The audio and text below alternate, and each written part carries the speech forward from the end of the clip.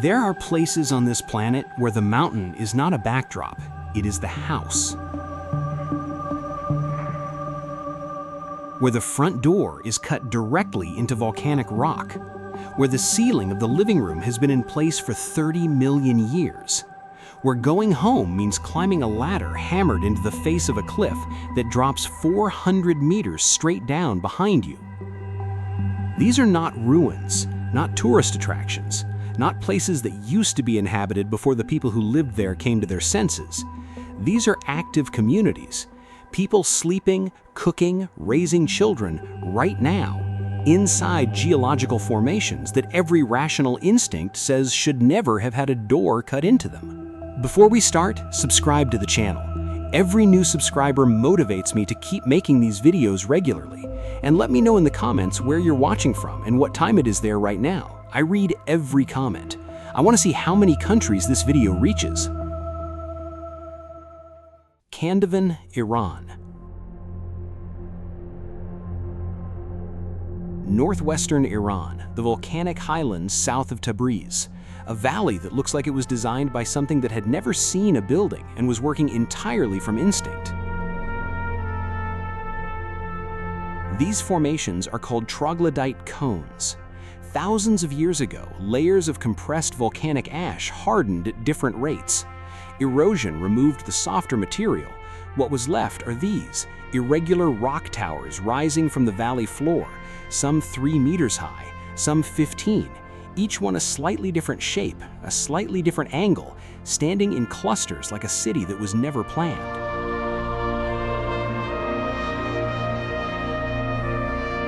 Inside each cone, a door. Kandivin has been continuously inhabited for over 700 years. The residents did not construct these formations. They found them, recognized them as perfect natural insulation, and carved inward. Upper floors historically housed livestock. The animal warmth rising through the rock kept the lower living spaces from freezing through the Azerbaijani winter. The geology was not a problem to solve. It was the solution. Around 170 families still live here. Some interiors have been modernized, tiled floors, running water, satellite dishes fixed to the outer rock face.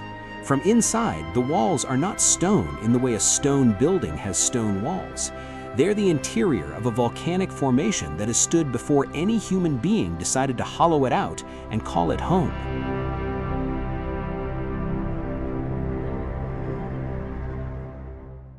Cappadocia Cliff Villages, Turkey.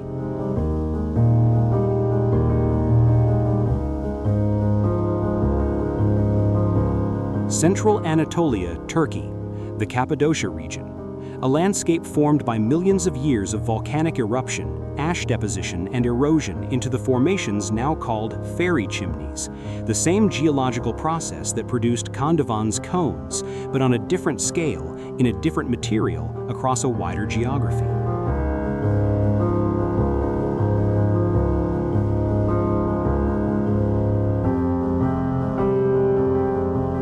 The soft volcanic tuff of Cappadocia has been carved by human beings for at least 3,000 years.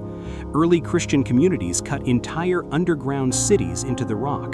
Derinkuyu, the deepest, descends 18 stories below the surface. Above ground, the cliff faces and fairy chimney formations were hollowed into homes, churches, monasteries, and storage rooms across thousands of individual sites.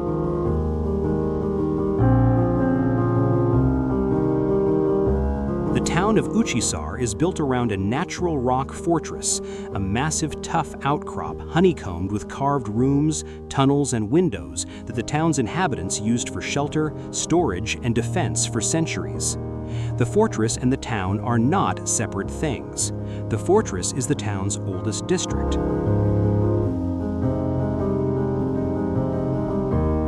Communities in the Garom Valley carve their homes directly into the cliff faces above the valley floor. The interiors of these homes, rough-cut walls, arched niches for storage, carved benches, sleeping platforms cut from the living rock, were functional, specific, and comfortable in a way that conventional architecture in this region, without the insulating properties of tuff, could not match.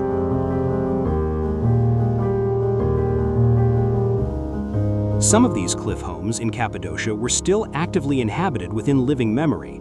Others were abandoned within the last century.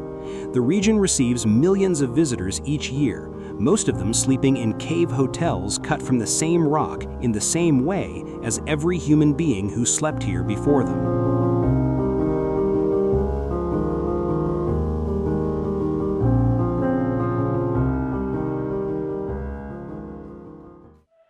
Vardza, Georgia.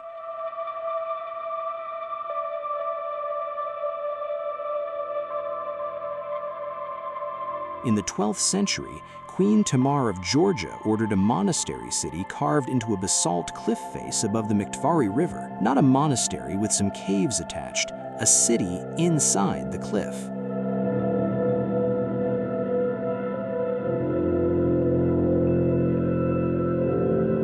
Vardza, at its peak, contained approximately 500 cave rooms distributed across 13 stories of carved basalt, connected by tunnels, staircases, and corridors cut through the rock. The complex included a church, a pharmacy, a wine cellar, a throne room, and a pressurized irrigation system fed by natural springs in the cliff face. It held, at capacity, around 50,000 people. An earthquake in 1283 sheared away the outer face of the cliff, exposing the interior chambers that had previously been hidden behind rock. What had been a concealed city became a visible one overnight. The Mongol and Persian invasions that followed over the next centuries reduced the population and the function. Vardza went from city to monastery, from monastery to ruin, from ruin to museum. Except that it is not quite a museum. A small community of Georgian Orthodox monks currently lives in the carved chambers. The wine cellar still produces wine from the monastery's own grapes. The irrigation channels still carry water from the same springs Queen Tamar commissioned in the 12th century. The earthquake that exposed it is also the reason we can see it at all. The most dramatic view of Vardza, 13 stories of carved basalt open to the sky, exists because of a catastrophe. Architecture and geology here are inseparable from disaster.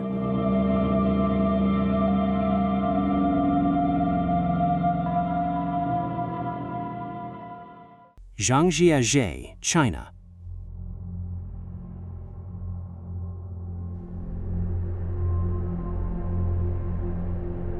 Hunan Province, China, the Zhangjiajie National Forest, a landscape so improbable that when the filmmakers behind the 2009 film Avatar needed a visual reference for a world that human beings could not have built, they came here.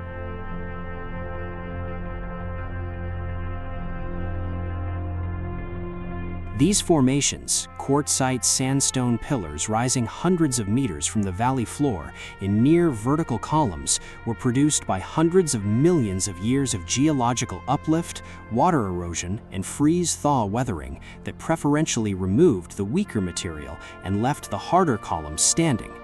The result is a geography that the human brain, tuned for flat terrain and gentle gradients, cannot easily categorize. The pillars are not mountains, they are not cliffs, they are individual columns of stone, some less than 30 meters at the summit, rising 300 meters from the ground below, connected by nothing except the air between them. Communities in the surrounding valleys have lived in relationship with these formations for generations, and paths carved into some of the pillar faces are still used today.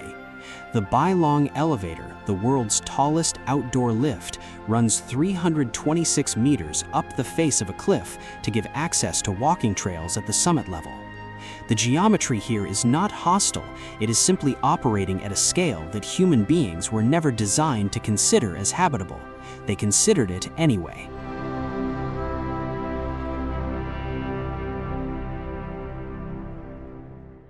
Matera, in the Basilicata region of southern Italy, has been continuously inhabited for approximately 9,000 years.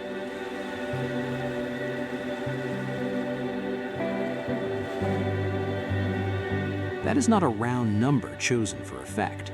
Archaeologists have documented human occupation of these caves from the Paleolithic, before agriculture, before pottery, before the concept of a city existed anywhere on Earth.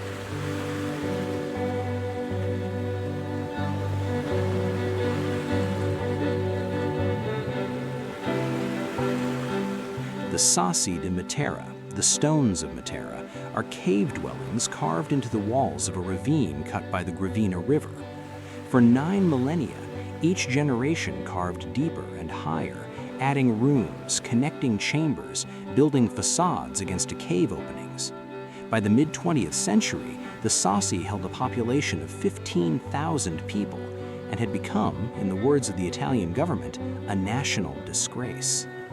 In 1952, the Prime Minister called Matera a question of honor for Italy.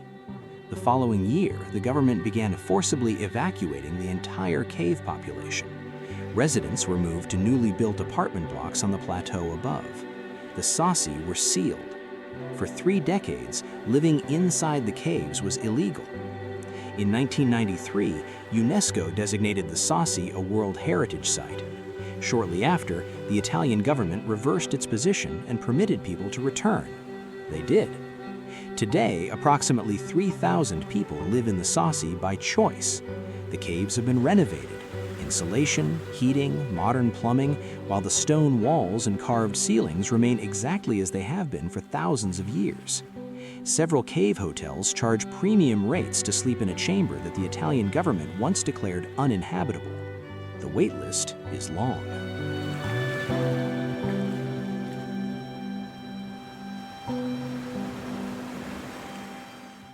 Setenil de los Bodegas, Spain.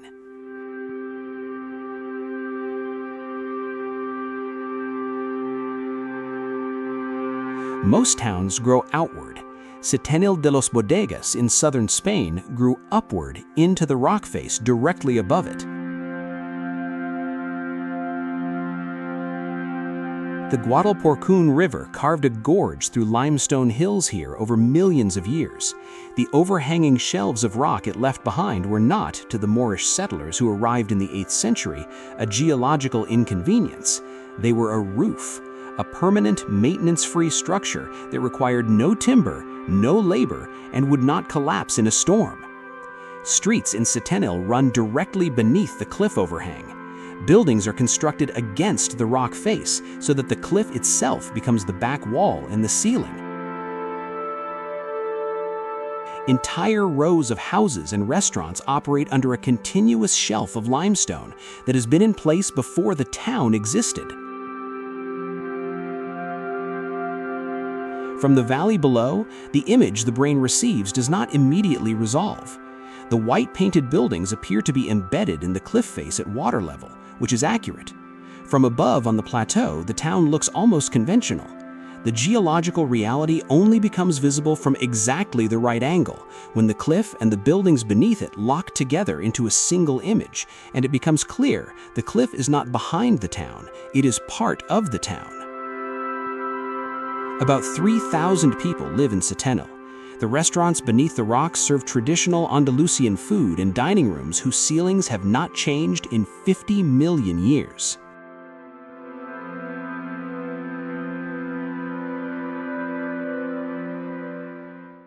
Bandiagara Escarpment, Mali.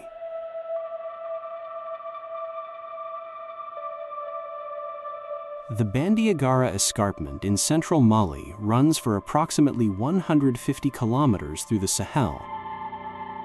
It rises 500 meters from the plain below in a near vertical sandstone face, and along that face, carved into ledges, tucked under overhangs, built into crevices, are the villages of the Dogon people. The Dogon did not choose this cliff because it was convenient. They chose it because the alternative was worse. Between the 10th and 12th centuries, migrating Dogon communities arrived in this region under pressure from expanding empires on the plains. The escarpment, inaccessible and defensible, was safety. They found the cliff already partially inhabited. The Telem people, smaller in stature, had occupied the highest and most unreachable sections of the face. Telem burial sites, hollowed chambers 40 meters up bare sandstone with no obvious approach route, are still visible above the Dogon villages today. How the Telem reached them is not fully understood. The Dogon built below and around the Telem remnants. Their villages have no roads. Paths between houses are cut into the rock face or traverse narrow ledges above the valley floor. Water is carried up from the plain below. Grain is stored in cylindrical mud towers built directly against the sandstone. Some Dogon communities still live on the escarpment, others have moved to the plain below. The cliff villages that remain are among the most visually complex inhabited structures on Earth. Buildings and geology merged over 9 centuries until it is no longer clear where the rock ends and the architecture begins.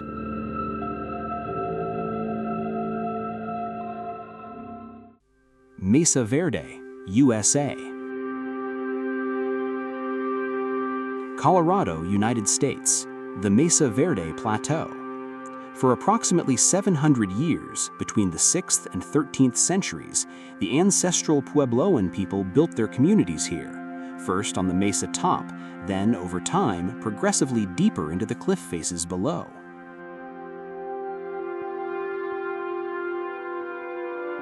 Cliff Palace, the largest cliff dwelling in North America, contains 150 rooms and 23 kivas, ceremonial circular chambers, built into a natural alcove in a sandstone canyon face. It held approximately 100 people at peak occupation. The alcove itself, formed by differential erosion of the canyon wall, provided the space. The ancestral Puebloans provided the architecture. The construction is precise. Walls are plumb, rooms are proportioned.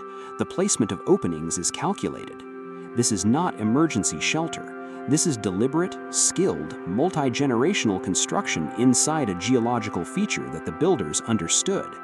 The south-facing alcove captures winter sun for warmth and is shaded from summer sun by the overhang above. In approximately 1300 CE, within a single generation, the entire cliff-dwelling population of Mesa Verde left. They did not return. The reasons, drought, resource depletion, social disruption, are debated. The departure itself is not. What they left behind is the largest intact pre-Columbian cliff architecture in the United States, and the question they left unanswered: why abandon something this precisely built, this carefully positioned, this thoroughly functional, has not been resolved in 700 years of asking.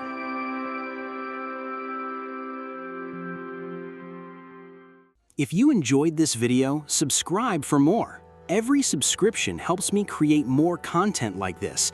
And before you go, leave a comment with your country. I want to see how far this video travels around the world.